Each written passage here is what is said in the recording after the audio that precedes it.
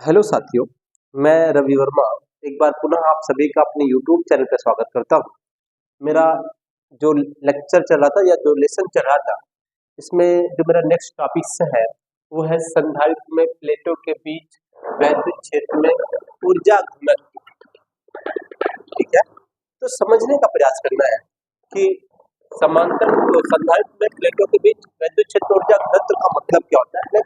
तो सिंपल सी बात देता हूँ आप लोगों को समझाने का, क्योंकि किताब में थोड़ा अजीब लिखा होता है, तो मैं आपको समझाता हूँ कि है क्या ऊर्जा घनत्व। तो आप लिख सकते हैं ऊर्जा घनत्व बराबर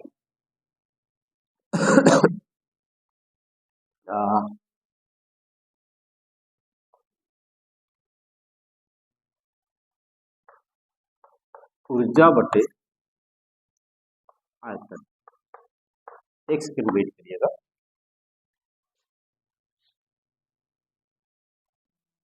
देखिएगा, मैं आपसे बता रहा था कि ऊर्जा घनत्व बराबर लिख सकते हैं आप संधारित्र में संचित ऊर्जा। यहां से डिफाइन करिए, इसको हम एकांक आयतन में कह सकते हैं। क्या कह सकते हैं? इस नंबर को हम एकांक कह दिए, तो मैं यहाँ से डिफाइन कर सकता हूँ कि संधारित्र की प्लेटों के बीच एकांक आयतन में उपस्थित ऊर्जा या संधारित्र में संचित ऊर्जा ऊर्जा घनत्व कहलाती है। इसे हम लोग स्मॉल यू से व्यक्त करते हैं। फिर से सुने, संधारित्र की प्लेटों के बीच ठीक एकांक आयतन में संचित ऊर्जा ऊर्जा घनत्व कहलाती है। ठीक,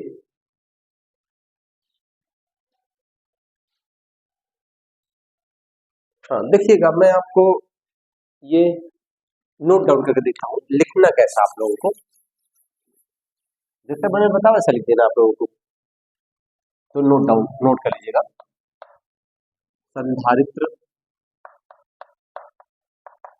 की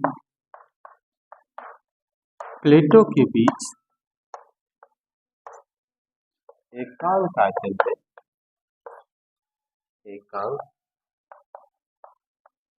में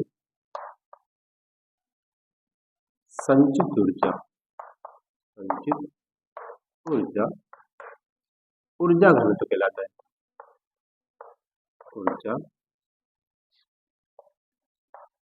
घनत्व कहलाता है।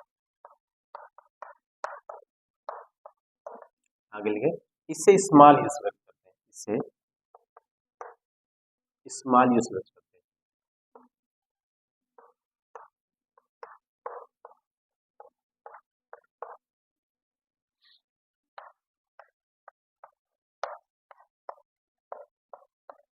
ठीक, इसे कैसे व्यक्त करते हैं हम लोग? स्मॉल यू से व्यक्त करते हैं। आगे चले हम आपको लिख सकते हैं, अर्थात स्मॉल यू ऊर्जा घनत्व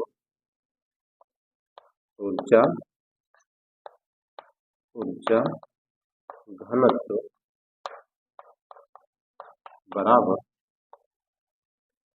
ऊपर लिखेंगे संधारित्र में संचित ऊर्जा बटे आयतन। ठीक, देखिए मैं इसको इरेज करूंगा और फिर से आपको आगे लिख दूंगा, उसके बताएंगे आप लोग।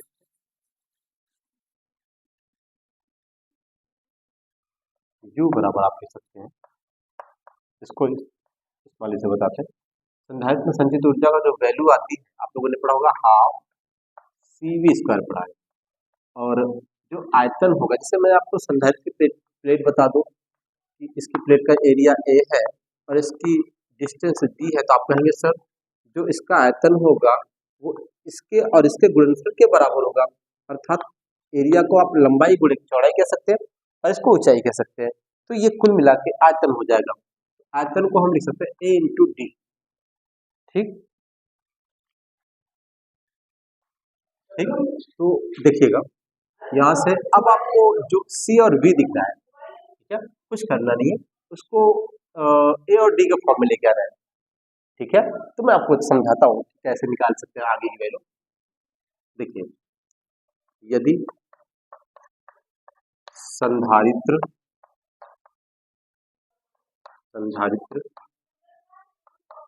की धारिता सी हो तो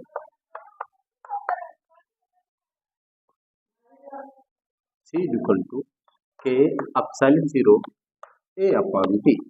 आपको जो सी दिखा वहाँ ए और डी के फॉर्म में दिखा, ये तो फिक्स वैल्यू कांस्टेंट है, ये मिल गया आपको। और देखना है, यदि प्लेटों के बीच का यदि प्लेटों के बीच वैद्युत क्षेत्र ई हो तो आप कह सकते हैं जो ई मिलेगा साथियों वी अपॉन डी के बराबर होगा। इसके बराबर होगा वी अपॉन, चेक करूंगा थोड़ा सा आपको दिख रहा है कि नहीं दिख रहा है, बस दिख रहा है। और ई बराबर वी बराबर सकते इसको, ये इधर इसके साथ आएगा ई और डी, ठीक। तो वी का वैल्यू मिल गई और सी की वैल्यू मिल गई, और मैं इसे इसमें पुट कर लूंगा, ठीक। इसको एक क्वेश्चन फर्स्ट कह देता हूँ, ठीक है ना। लिखूंगा मैं इधर, लिख दे रहा हूँ आपको, आप लोग नीचे ही लिखते चलिएगा क्योंकि आपके पास जगह है। तो लिखिएगा सी व वी का मान समीकरण 1 में रखने पर रखिए u बराबर 1/2 सी की जगह रखिए के एप्सिलॉन 0 ए अपॉन डी, ठीक है, इंटू वी की जगह रखिए ई डी, कितना है ई और डी का होल स्क्वायर पूरा का बटे ए डी, ये यू की बात हो गया आपका। अब इसको मैं इरेज करूँ, कोई काम नहीं बचा मेरे पास, ठीक।